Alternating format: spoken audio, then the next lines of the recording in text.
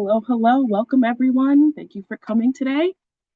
I am Naya Booker, Program Associate of Workforce Supports. Before we get started, I do have a question for our audience today. Since we will be discussing workforce supports through 4 phases of employment, my question for you today is, what motivates you to bring your best self to your work? You can put it in the chat, and I will read off your responses.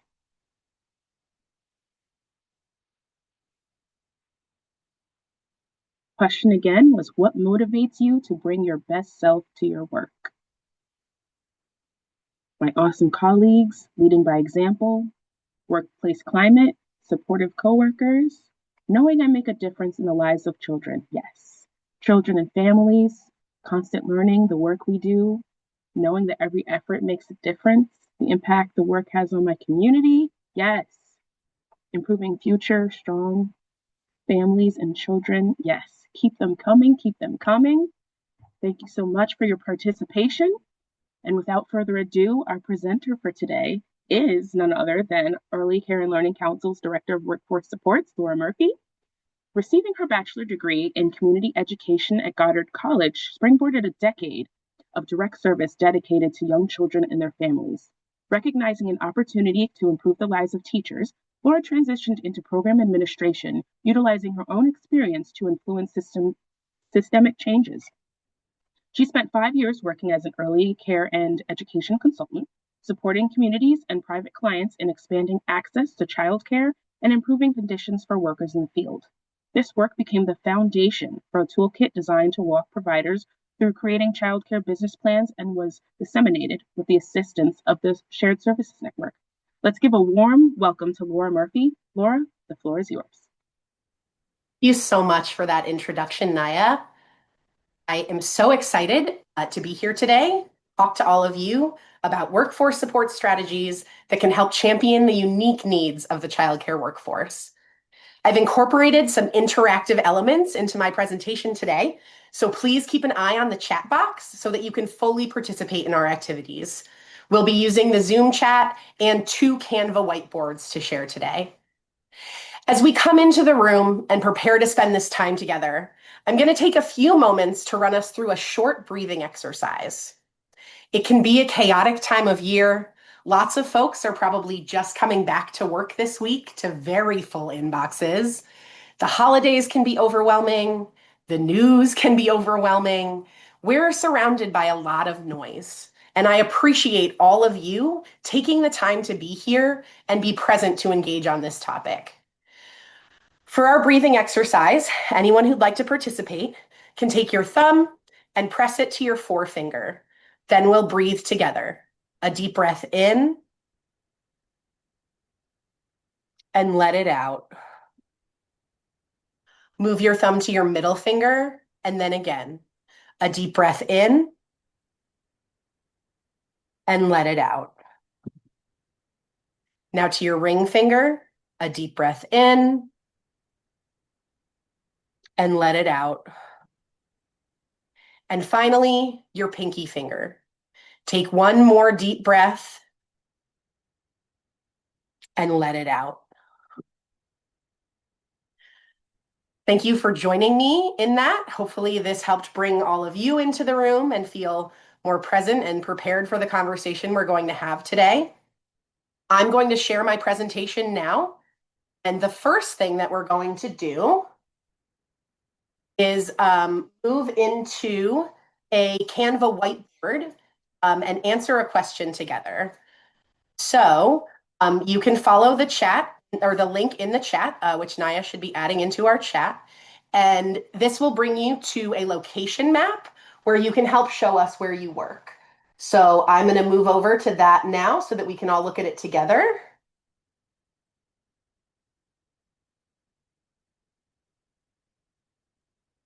So as you can see, I see a lot of people starting to move their little pieces. Come on over, choose a color you like, choose a shape that you like, and you can move it on over and show us where it is that you're from. I am doing this presentation today from my home office here in Rochester. So I'll move my little over to that area. See, we have people from lots of different parts of New York, which is really great and exciting to see. I'm so glad that you're all here joining us today. A number of the resources that I'm going to be talking about today are New York specific, and we'll give you some things really specific to the areas where we live and the work that we're doing that will hopefully help support you. So that's great. Thank you so much for participating in this, everybody. I see so many different spots getting added to our map. And it's getting pretty busy down here near the city. I know that's a small area for probably a lot of dots to fit into. So thank you so much, everyone. Okay, I'm going to return now to my presentation.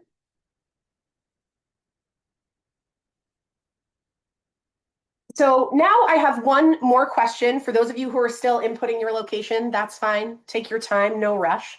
But I have one second question that I'd like you all to take a few moments to really think about. So take a second and think back to your favorite job, the job that made you most excited to get up in the morning, left you feeling happiest and most fulfilled at the end of the day. Maybe it's a job you had previously, or maybe it's the role you're in right now. Think back to that job that you enjoyed the most out of all your jobs, to how it made you feel and what you appreciate most about it. Share with us in the chat 1 or 2 words to describe one thing about that job that made it so impactful to you and so special. It could be a tangible thing or a feeling, just a word or two that highlights why this job meant so much to you. Oh, hugs from kiddos. That's one thing I really miss about direct service. That's a great one. Everyone supporting each other, meeting a major need for families, community, great communication, appreciation, belonging.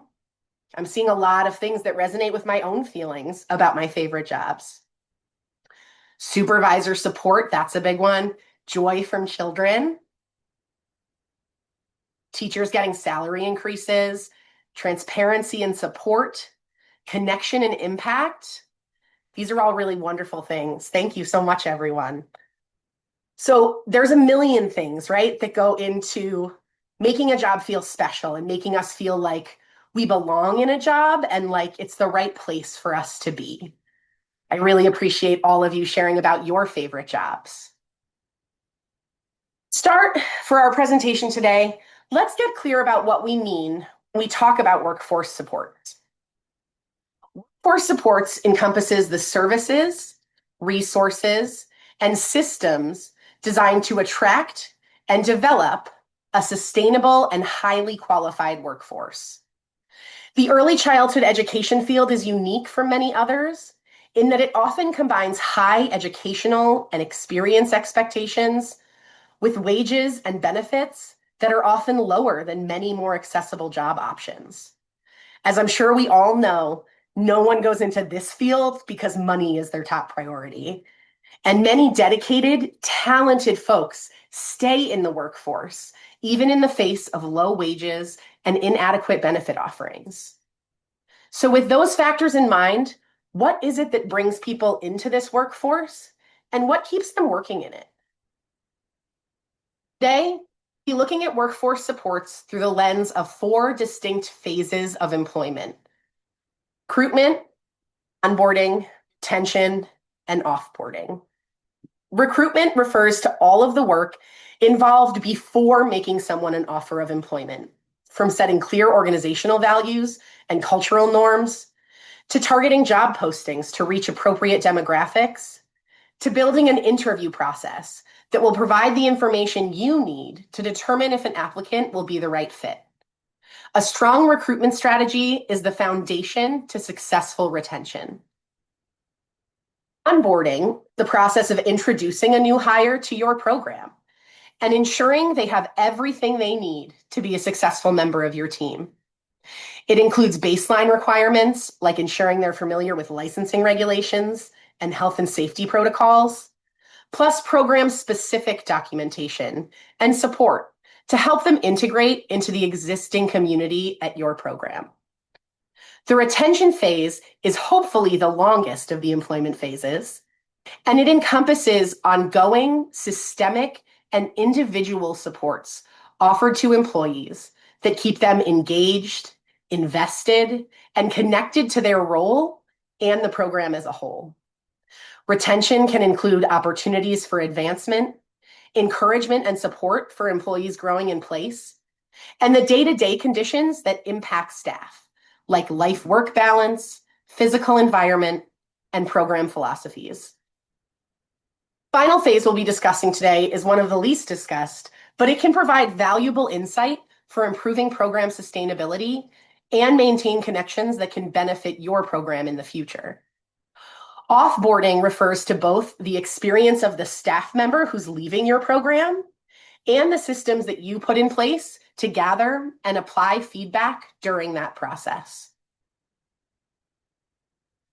Before we jump into recruitment, I have a question for all of you to share and answer in our chat. How did you find your current job? Maybe you saw an ad online, heard about it from a friend, or were hired internally from another position in your organization. Maybe you were a former employee and decided to come back to somewhere you worked before. Please share your answers with us in the chat. I'm seeing a lot of folks say that they found their job online through Indeed or similar sites. Lots of people saying that a friend referred them, they networked to get their job, or were recruited by a current colleague. Wonderful. Outreach, friends, coworkers. Thank you so much, everyone. So we're seeing a few different avenues that folks use to come into these roles and to find their jobs. Oh, an ad in the paper. That's a good one if you can find it. Not all papers are still doing it, but the ones that still are sometimes have jobs that aren't in other places. So that's a really good technique. Wonderful. Thank you so much, everyone, for sharing those in the chat with us. Generally, when people think of employment recruitment, brings up things like creating job descriptions, marketing available jobs to appropriate audiences, and setting competitive wages and benefits. While all of those are important facets of recruitment, successful and sustainable recruitment actually starts even earlier with the establishment of your organizational values and cultural norms. There are many ways to run a high-quality childcare program, and creating clarity around your organization's approach is a great way to ensure that you're attracting staff who are aligned with your goals. We know it's important for families to find care that aligns with their personal values, and that's true for staff too. Someone who cares deeply about nutrition and connecting children to their food is likely to find more long-term happiness somewhere with a robust food program and opportunities to cook and eat family style with children. Establishing what your program's values are and being able to articulate those priorities will make it easier to find staff who've aligned with you. Once you've established your mission, your vision and mission statement, you can use that lens to inform the rest of your recruitment process. From job descriptions to interview questions, review your process and identify any areas that don't match with your program values. If possible, tailor your recruitment strategies to populations whose interests overlap with your program values. For example, if you want to run a nature-based program, targeting higher education or non-academic programs related to the outdoors would make you more likely to find a candidate who would be a good fit. Utilize existing resources to evaluate and improve your process. There are a few resources that can help support you documenting your program values. All resources we discussed today will also be included in a bibliography that we'll share with all of you in a follow-up email. Ohio State University's Virtual Lab School provides a free course on leadership essentials that includes a module on creating, communicating, and living your program's visions and core values. Quality Stars New York hosts a resource written by Amy Kiley, one of their quality improvement specialists, about creating learning environments that reflect the program or provider's philosophy. Early Childhood Technical Assistance Center, housed in the Frank Porter Graham Child Development Institute at UNC, has worksheets to support creation of both a vision statement and a mission statement. In addition, New York has invested in a few recruitment and employment resources specific to the field of early childhood, including Department of Labor Child Care Job Bank, New York Association for the Education of Young Children's Early Learning Resources Job Board, which can be accessed by New York AEYC members and CCRC staff across New York. The New York Early Childhood Professional Development Institute, which supports career development centers in each of New York's 10 economic regions, providing individual career advising, a free job board, and information on higher education and career pathways. In addition to online job board postings, there are 3 other avenues for staff recruitment that might be a good fit, depending on your area and program. If you're someone who has freedom financially, but is strapped for time, outsourcing to a recruitment agency might be a good fit. Recruitment and staffing employment agencies have existing relationships with job hosting platforms and higher education institutes, plus a general knowledge of the job seekers in your area. They can provide support for creating a recruitment strategy and do the administrative work of screening, processing clients. Second recruitment strategy is dependent on your local community and how it tends to spread information. Community outreach. If you're running a program with an emphasis on self-expression and open-ended artistic exploration, putting up flyers at local arts and cultural hubs like libraries, shared studio spaces, or art stores may attract like-minded individuals who may not be seeking out childcare work in online spaces. If you have current employees who have embraced your program values, consider asking if there's any community spaces where they spend time and may have space for flyering. Local events can also be a great way to build greater awareness of your program and share what makes you special with your local community. Another strategy that's gaining popularity is an employee referral system. Referred candidates 10% more likely to stay in a position over 4 years than candidates selected by a recruitment agency, and 20% more likely to stay than those recruited through job board postings. A strong referral program should include clear goals, achievable and impactful rewards, and ongoing communication. Although monetary goals like a cash bonus are the most common, other incentives like additional paid time off can also be effective. One great way to determine the best referral reward for your program is to engage your staff. One program I worked for offered deeply discounted membership to a gym down the street from our center, and that was a huge perk for the population of staff I was working with. Membership to professional organizations like AEYC or local institutions like museums can also be popular. Indeed, the job hosting site has published a free guide to creating an employee referral program if you'd like to learn more about this option. Recruitment phase also encompasses your interview and hiring process. The process should be clear and detailed to benefit both the applicants and yourself. Identify who from your organization needs to be involved in the process and communicate with them to ensure your timelines and expectations are realistic. If you're hiring someone to join a teaching team, ensure they have involvement in the formulating of interview questions and in the interview process itself. If you want to use something like a trial shift in your interview process, ensure that you've budgeted to pay applicants for their time and discussed with staff what kind of feedback you'll ask them about following the trial. Make sure teaching staff have an opportunity to connect with applicants outside of the classroom and away from children if you want them to participate in the selection process. Creating a rubric for your interview process can help you and any other staff involved evaluate all applicants consistently. Once you've worked through your recruitment and interview process and selected an applicant to hire, the next phase begins.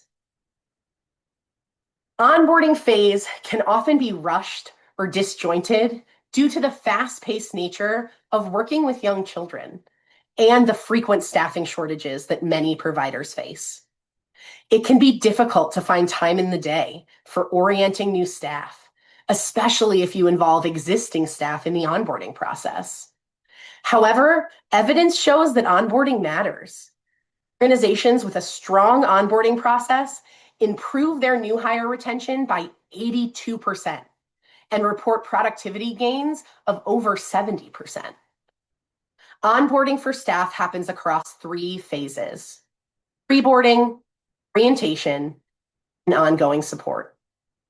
One key factor to a successful onboarding and orientation process is flexibility. Just like children, we know that adults learn in different ways and require different kinds of support. Some folks would love nothing more than a 100-page document and a nice set of highlighters to orient themselves to a new program, while others would prefer a conversation, walking through each section of the handbook. Having flexibility in your orientation plan ensures that staff feel comfortable and have a chance to connect with you and learn the things they need to learn.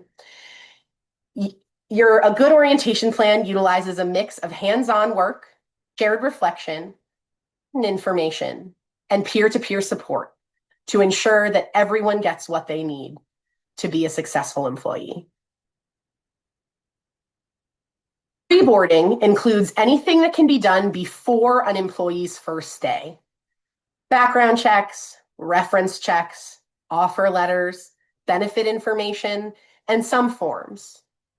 One key to successful, appropriate pre-boarding is to provide information about your program and expectations to your new hire without requiring that they familiarize themselves with this information before their first day. New hires should always have time on the clock in order to familiarize themselves with your program documents. But providing them ahead of time can be nice for people who prefer to prepare themselves before their first day. Pre-boarding also provides an opportunity for you to begin relationship building with a new hire. If you know the hire is moving or new to your area, you or one of your staff can offer them local knowledge and tips. If there's a book that really resonates with you and the philosophy you want to embrace in your program, consider gifting it to new hires during their pre-boarding phase. Ensure that they've been provided with all the information they'll need for their first day in writing so they can refer back to it. When and where they should arrive, what they can anticipate from the day, whether or not they need to bring in food or it will be provided for them.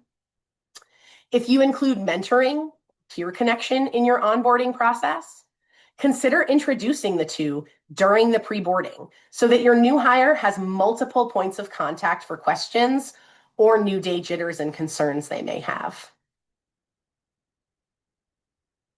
Orientation is the process of introducing someone to the basics of your program and their job, plus ensuring you have all the information you need about your new hire.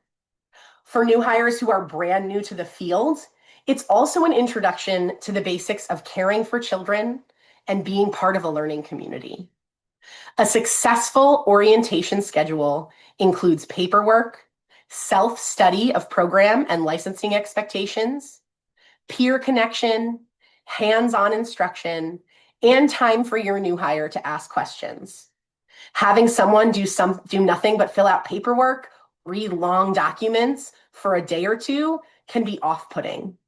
Ensure you're giving new hires opportunities to join in your learning community right from day one by balancing time in the classroom, being guided by existing staff, with time in the office, doing administrative onboarding. Set a reasonable expectation for when staff will be ready to be responsible for a group of children and how you'll know they're ready. A new hire being left alone with children or solely responsible for a classroom on their first day will likely feel under-supported, overwhelmed. Ongoing support for new hires should provide them with deeper information about your program and their role, and give a structured opportunity for feedback on their performance. It's unlikely that a staff member will be ready on their first day to set professional development goals or engage in program planning. Staggering the onboarding process so that new hires are provided with foundational information first and then deeper knowledge over time will set them up for success and give you an ongoing opportunity to connect with them outside of the classroom.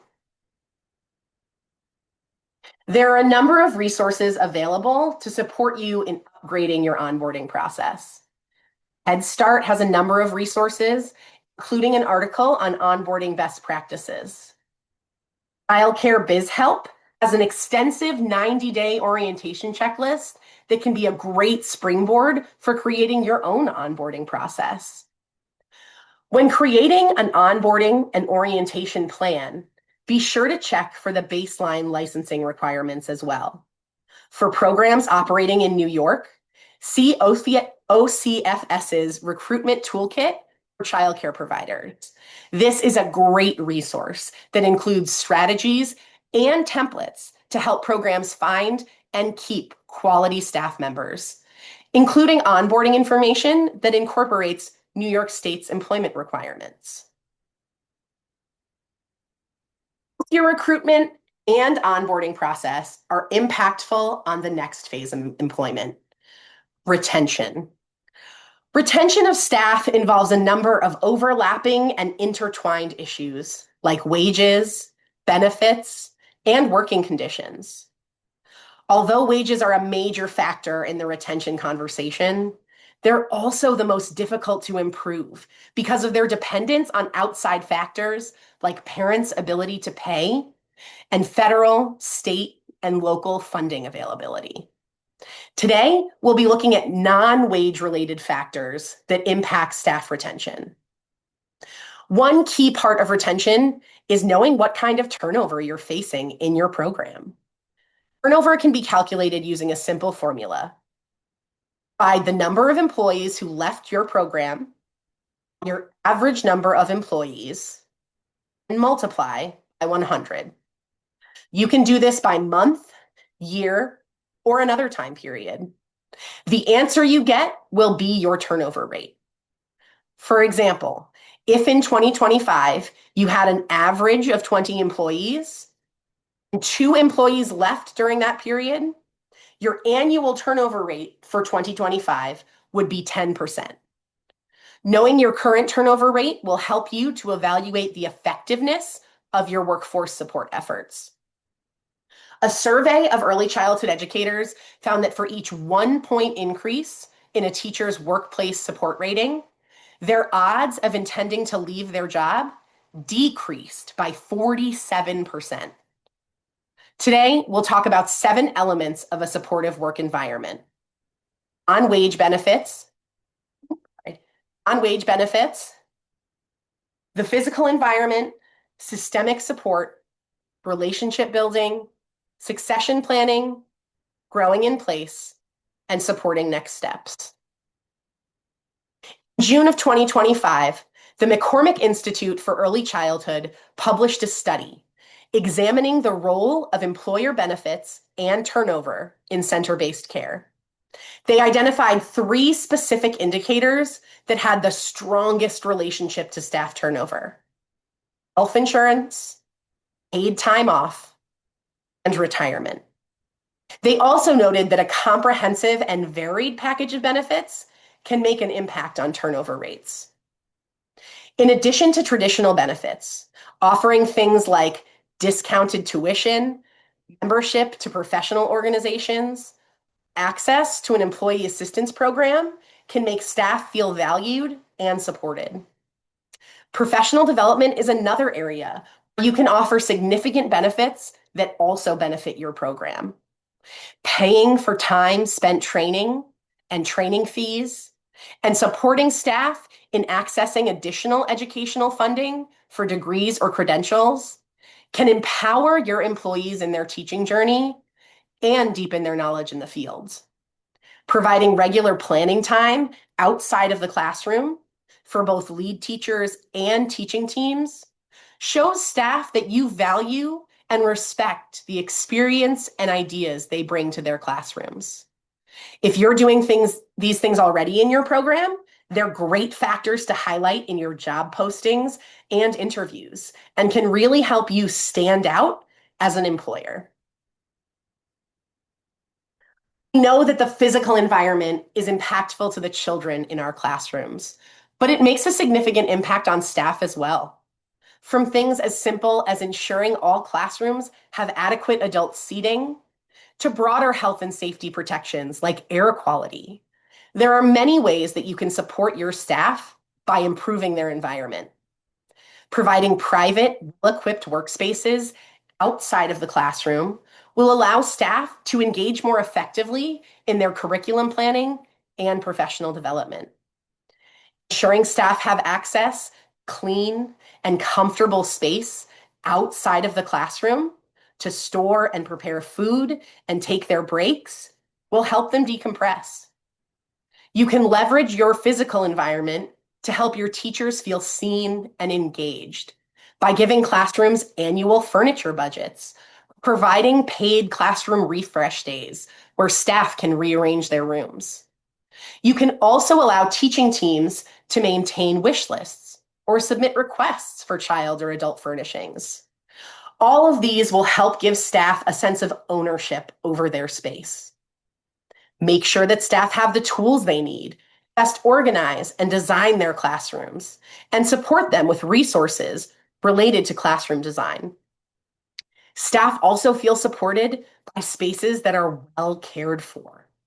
Having a system for reporting issues with the physical space and a reasonable timeline for fixes can give staff confidence that their concerns will be addressed.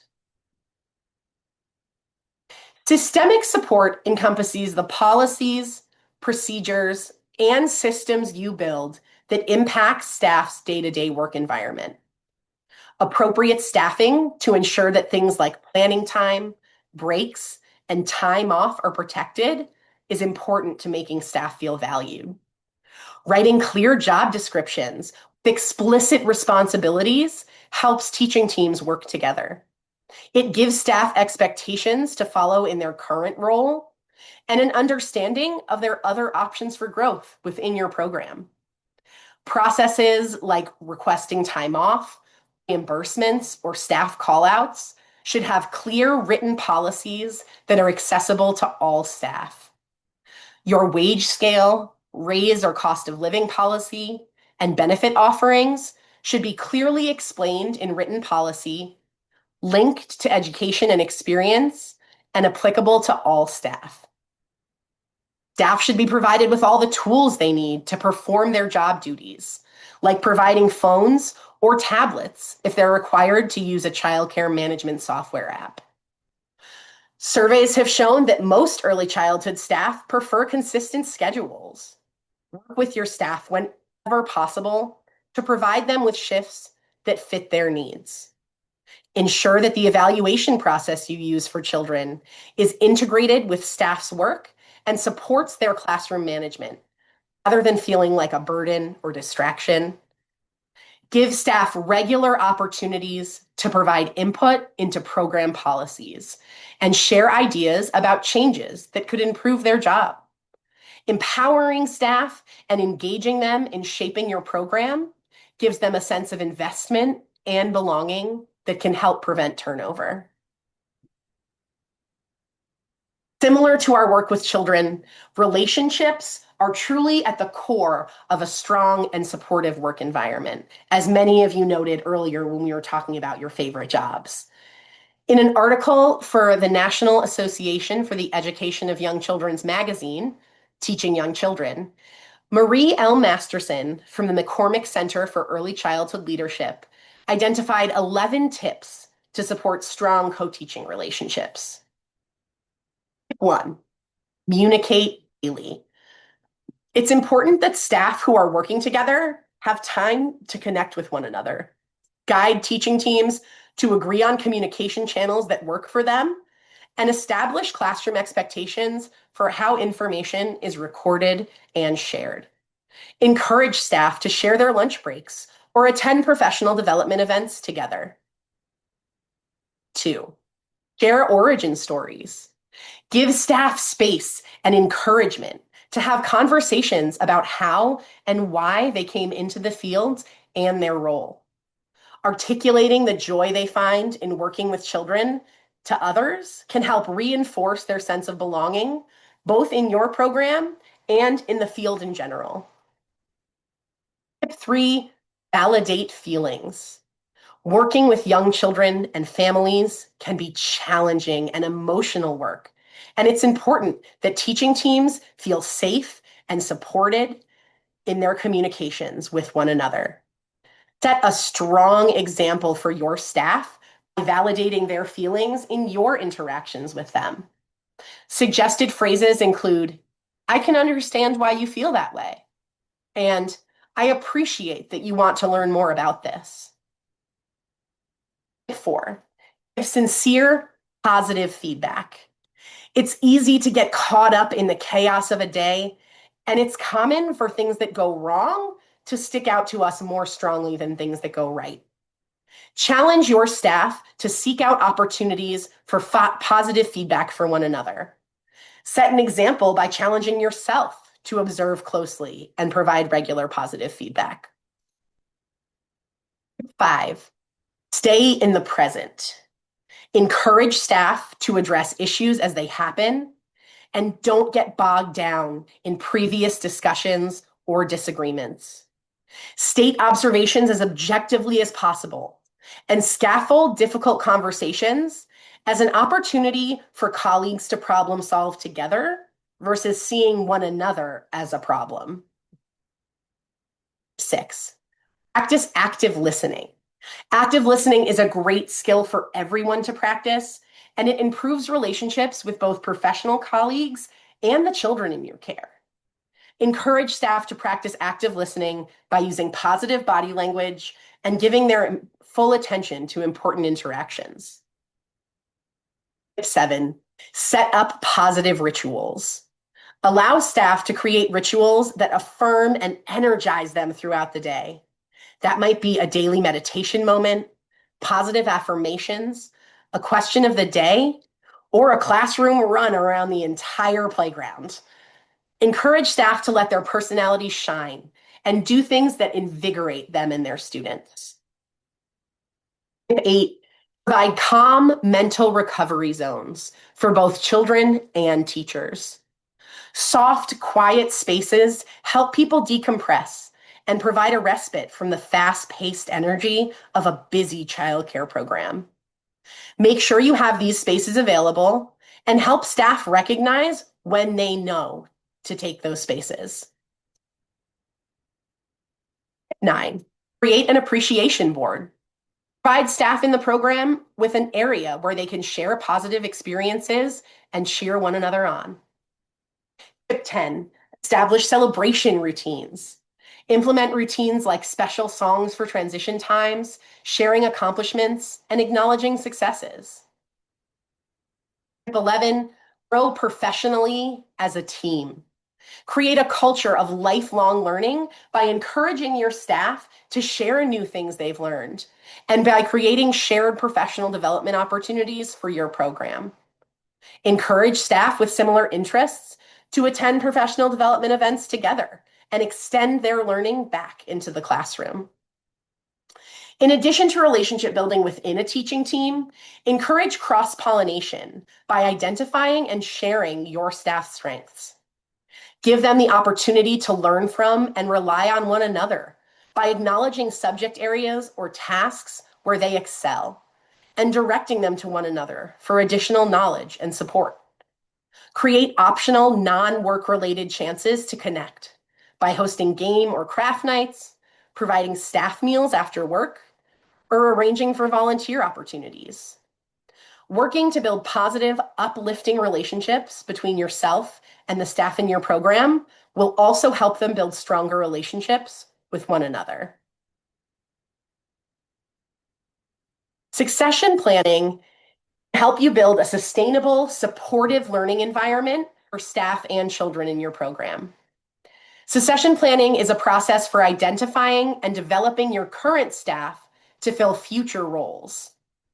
Strong succession planning helps soften some of the impacts of staff turnover, allowing you to move your more experienced staff into the role with more responsibilities and hire for a role with a lower barrier for entry.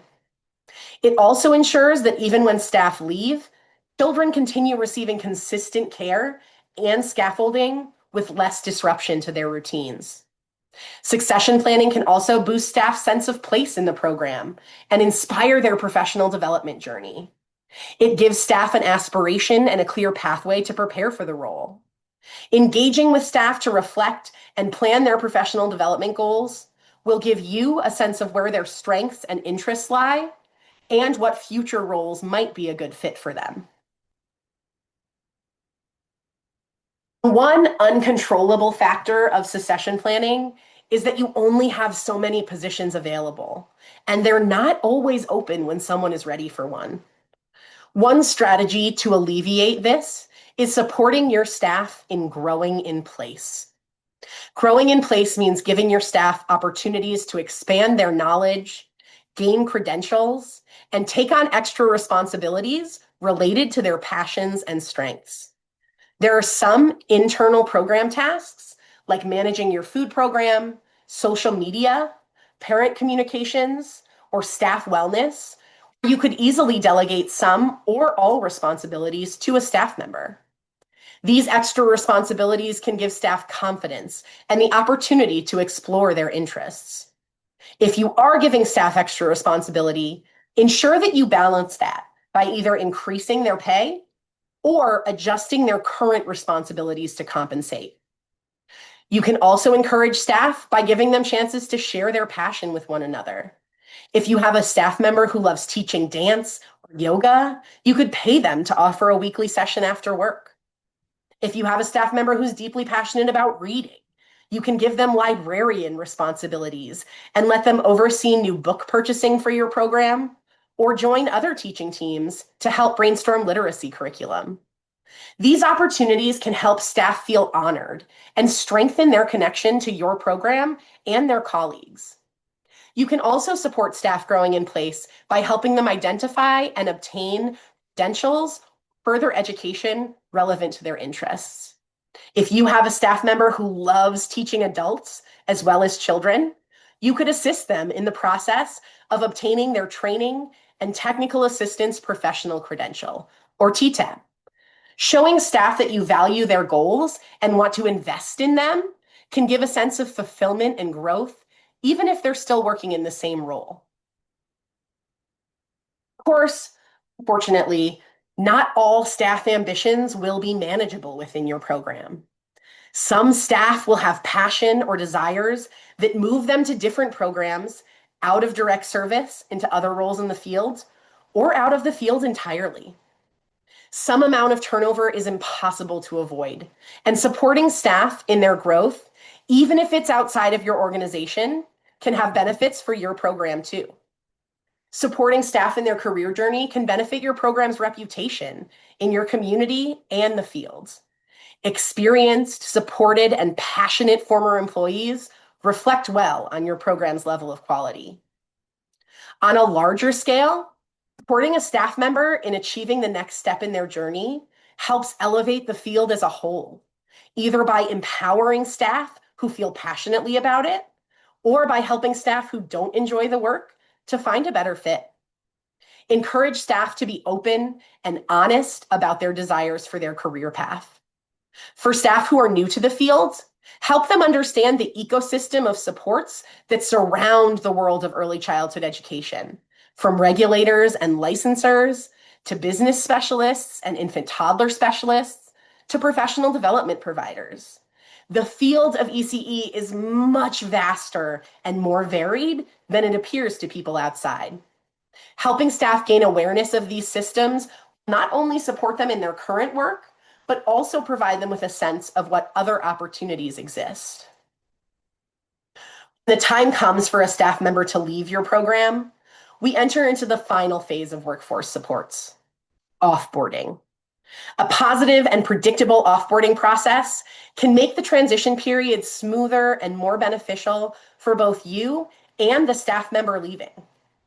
In 2023, Quarter of all external hires were boomerang workers, employees who had left an organization and came back later on. Organized and respectful offboarding will make employees who do leave more likely to speak fondly of your program and recommend it to others. It can also provide you with valuable insight about someone's experience and perspective working in your organization. This data is incredibly valuable as you evaluate your program and how it supports its workers.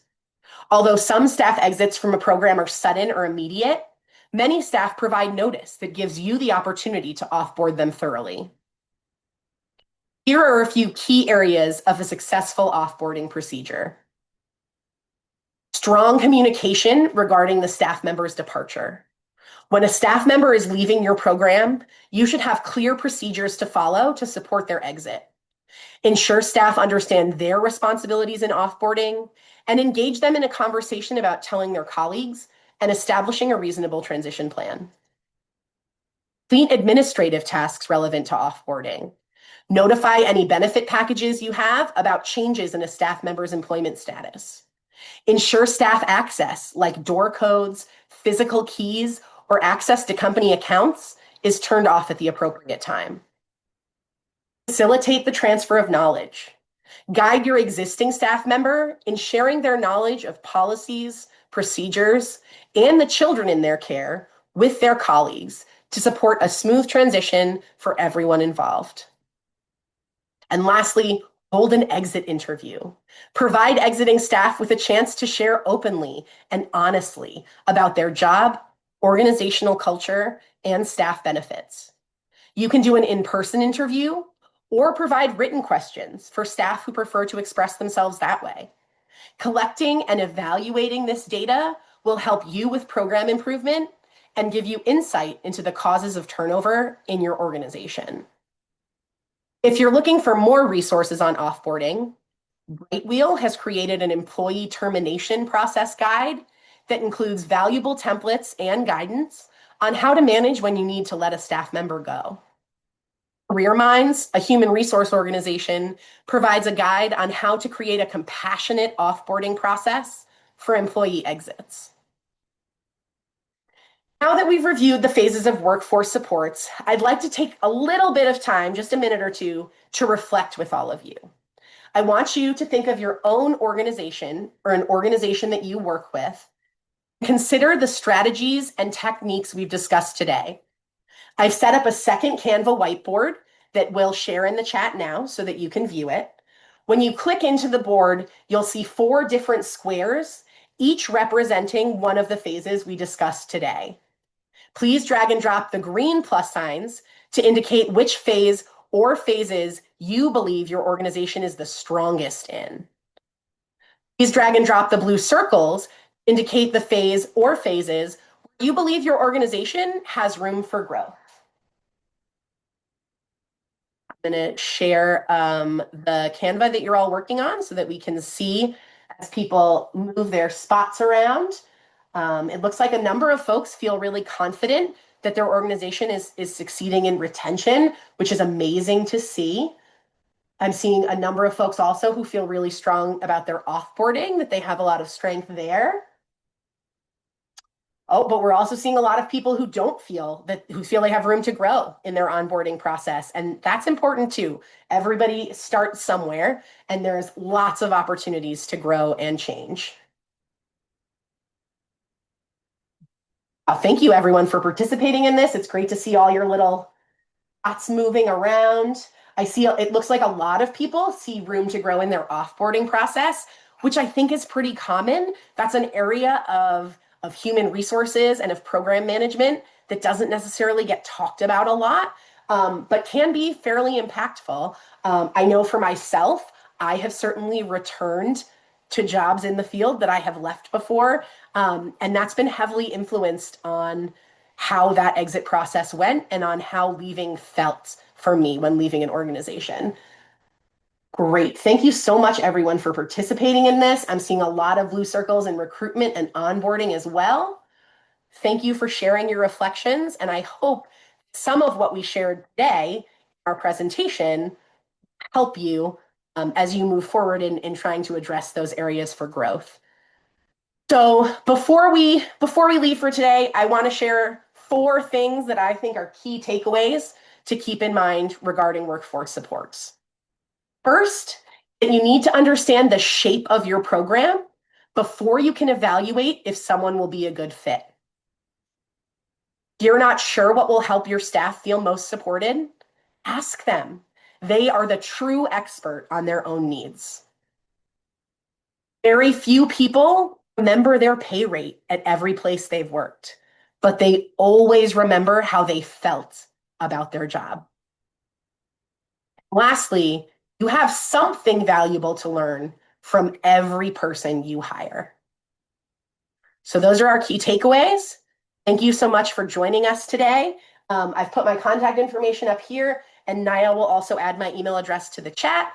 So if you have follow-up questions or things you're wondering about, you can feel free to reach out and let us know. And now we'll hand the reins back over to Naya so that she can start our Q&A.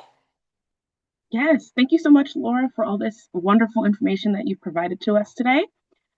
We do have a few questions for you. One of our questions were, at what point during onboarding should disability accommodations be discussed? Should the employer initiate that conversation? Should the interviewee bring it up on their own? What are your thoughts on That's that? a great question. And that is an area where even people with the best of intentions, I think, can feel a little anxious or nervous about how to manage it, because it is a really important factor. And so I would say the best thing that you can do in a program is to have a really clear policy about accommodations, explaining to staff that you are a program that wants to accommodate disabilities, that there is a process for getting those accommodations, which generally speaking would involve going to someone in administration and having a conversation with them about what the staff member was struggling with, and how it could best be accommodated. I would say that ensuring staff know about that policy is what you want to do in your onboarding process. So you make sure that they know about it. You make sure they know where to go if they have concerns or someone they want to talk to, but you don't want to ask directly if they have a disability or if they need accommodations right off the bat. You can present the policy. You can let them know that one of your program values is supporting disability and being an accommodating provider and employer. And then that sort of leaves the ball in their court to determine if they want to bring it up or if they maybe want to wait and see how the job goes. It can be really complicated for staff to decide about discussing a disability that they have. And so giving them an open forum and letting them know it's safe to bring it up without making them engage in the conversation is usually the best way to approach that. Thanks, Laura. Going off of what you're mentioning, how do I know as a leader if my staff are being supported in my program? Great question. So there's a few different ways. And so one is on your own sort of end, have you put the work in administratively to build systems in your program to document the policies and procedures that you expect staff to stick to in some sort of written form? Like you can sort of evaluate for yourself what sort of environment you've created. But in terms of like day to day, I think you really need to be a person who observes your staff. So if you are a program leader, if you are someone who is responsible for overseeing staff in a program, it's important that you are spending time in their classrooms, that you're getting to see the interactions they're having with kids and with their coworkers and what they're doing day to day. I think often we tend to be able to see burnout in others, even if they're not necessarily recognizing it in themselves yet. You may notice that they're not as engaged in curriculum execution or in activities they're doing with the kids. You may notice that the environment in their classroom is not as well maintained. So people who are struggling or feeling unsupported often don't feel a sense of investment or engagement in keeping their space well maintained. So that's another thing to look out for. Obviously, staff turnover is a pretty big, glaring one. If you have folks entering your program and then immediately leaving it pretty frequently, that's a red flag that something is not working. And it could be that program supports aren't quite what they need to be. It could also be that maybe your recruitment and interview process is not finding the right people who match what program supports you offer. And so I think looking at those symptoms and then really diving in on them to try to determine where they're coming from is a great way to sort of keep a pulse of supports. You can also enact more formal uh, opportunities for staff to give you information. So you can do annual staff surveys. You can provide an anonymous comment box where they can like slip in little details and they're like, I don't like this at all. So giving them lots of chances to give you feedback without being put on the spot or like sort of identified like one-on-one as the person who's giving the feedback can often encourage staff to share more openly and express things that they might not necessarily want to express attached to their own name.